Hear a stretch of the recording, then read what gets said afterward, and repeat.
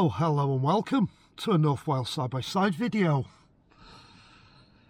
I'm sat on the beach in Llandulus today. Got an hour to spare.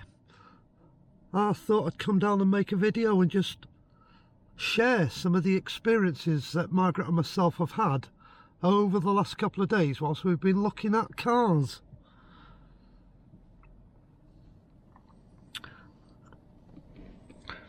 As you can see, it's rough, but I've seen it a lot worse. I've seen it a lot worse than this. As you can imagine, when you're looking for a car, you will go to multiple car dealerships and you'll get a different experience in every single dealership. They're all different. We've been into a few where walk in, a salesperson will always come and greet you and you tell them what you're up to and they just go on, just help yourselves, see what you can find. If you need any help, just come back, have a chat, and they leave you to it. You've had a look around, you're finished, you go and say thank you to them, tell them you might have found one or two cars that you're going to put on your short list, and you'll let them know, and they leave it at that. There's no pressure. They're absolutely amazing. W.R. Davis in Llandudno Junction, Ford, Renault, Dacia, that's what they sell. They were ace. They just let us get on with it. We went to Seat. Seat did the same. Yeah, help yourselves, have a wander around.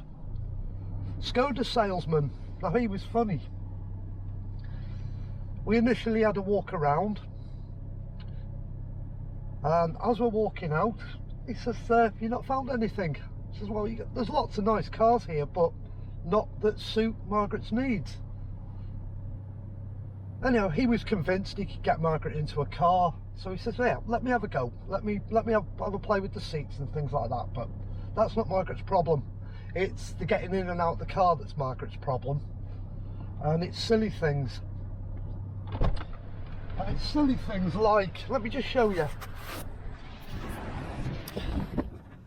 It's things like the shape of a door card. Imagine you've got a knee now that doesn't bend.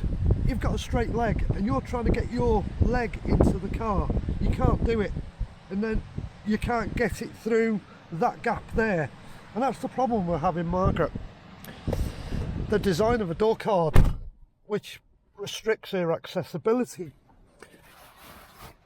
So he had a good go and then he admitted defeat, which was fair enough, and he apologised. So we went over to Volkswagen next, because they're all part of the same group. I'm not impressed with the paint finishes on some of the Volkswagens, especially black VWs. There was a Golf there, and the paint finish on the Golf looked like orange skin. It was absolutely horrendous. I wouldn't buy that car, not with a paint finish like that. Nice car, but I wouldn't be happy buying a car with a paint finish that bad. Not out the factory. So we gave up in Volkswagen. We went to a Peugeot and Citroen dealership. That was our next port of call. Had a look around. We found a car that Margaret liked, which was the C3 Citroen. Suited her down to the ground, the right size, accessibility was good. Salesman came over, asked us what we were up to, we explained. Showed him why we were checking all the different cars out. And then he said, I'll tell you what, because it's on mobility, let's sit down, let's have a look at the prices. And within 5 minutes, he'd steered the conversation from petrol, and he was slowly working his way to trying to convince Margaret that an EV was the correct choice for Margaret. He started by asking some very subtle questions. Where do you park the car at night? So we explained to him, we've got safe and secure parking for the car off the road. Oh great, he says, so EV would work for you. You could charge it up outside your house. So we said to him, look, the car isn't outside the house, the car is parked on a farmyard with access to the back of the house, but the car's off the road. Well, see that charger there, he says, we can put one of them in, it's worth £1,000, and we could install it in the farmyard for you, and you can plug your EV in of a night. Yeah, great, you can plug your EV in. Only downside is it's a farmyard, it's got barns, it's got sheds, it's a working farm. The gentleman who runs the farm is a sheep farmer. He's got tractors running about, he's got animals that he walks through the yard, but there's no electric in the yard. So we'd have to dig his yard up to put power cables in, to put a charger in. I don't think the farmer would be very happy us disturbing his land. In fact, I've spoken to him and he's just said, no way are you putting EV into my farmyard. I'll let you park the cars there, I've got no problem with that. They're out the way, no issues, but I'm not having EV infrastructure in my farmyard. No way. And we were trying to explain this to this gentleman. He goes, well, it's not really a problem if you can't charge at home. You can charge when you go to Lidl's, or you can charge when you go to Tesco's. We made excuses at this point, politely said to him, look, we're running out of time, I've got to get home, I've got to get changed, I've got work. So we left. But it was just, it's so infuriating that you know what you want to go in and buy. You want to buy a petrol, but they don't want to sell you a petrol, they want to sell you an EV. And I know why they're doing it, but a lot of people don't understand the reasoning behind it. It's the government's implementation of net zero, where they're trying to phase out the sale of petrol, diesel and hybrid cars and get everybody in an EV. I am sorry, government, but EV is not suitable for everybody. If you haven't got off-street parking that's secure, where you can have a charger, that EV is never going to work for your lifestyle. To charge on public infrastructure, if it's working, if there's nobody there when you get there, it's either broken, been vandalised, there's somebody using it, and then you've got to sit there for an hour. Then you've got an hour of charging. I haven't got, or Margaret, 2 hours of a day to waste charging a car at the extortionate rates they charge at public chargers. It's not what we want.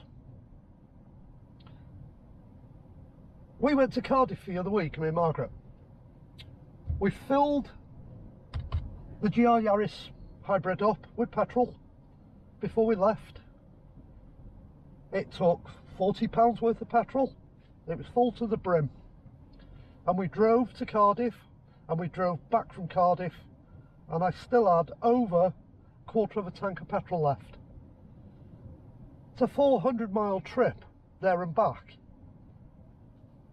I cannot imagine the pain and the extra time involved in a journey like that, trying to do it in an EV.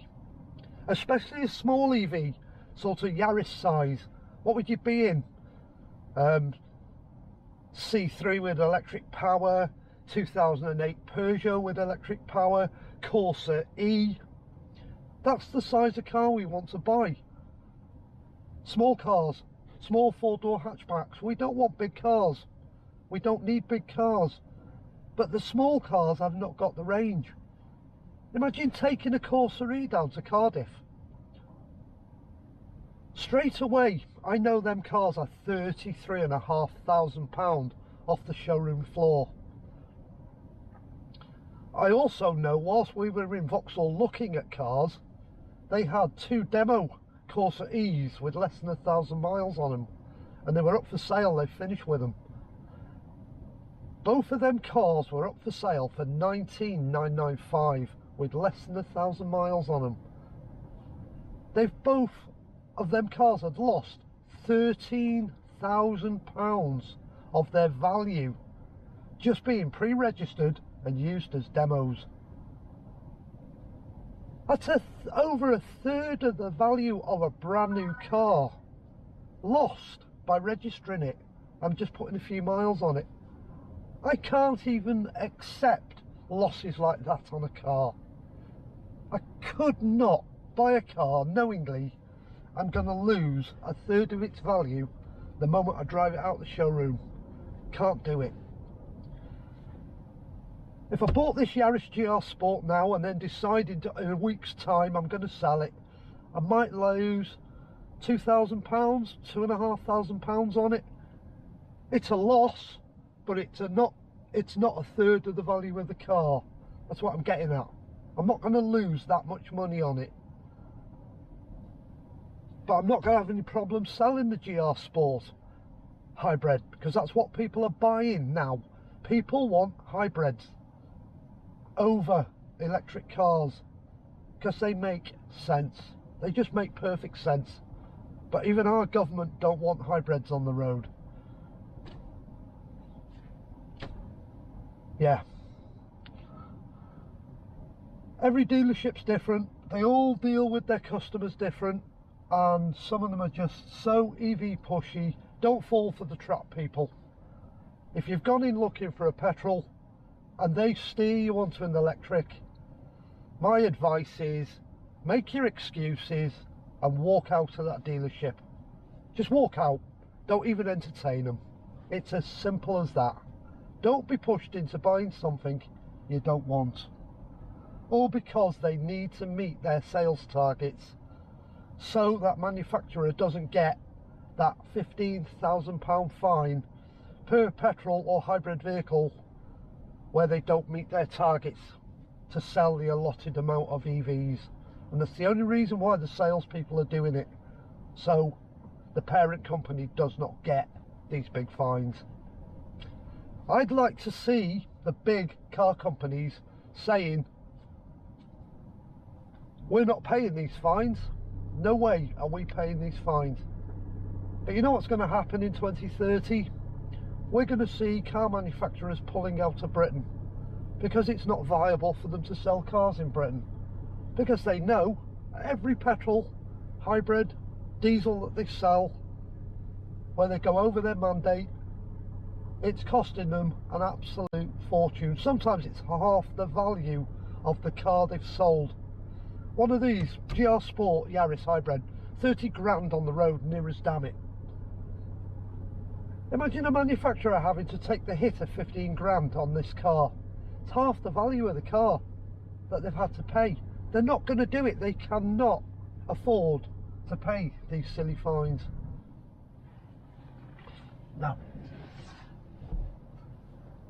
I've had my whinge. I've told you some experience about the dealerships, how some better than others. So thanks for watching.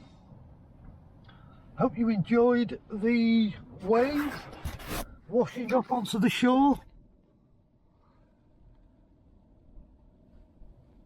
And let me know what you think in the comments. Today's code word, if you've made it to the end of the video, is Yaris.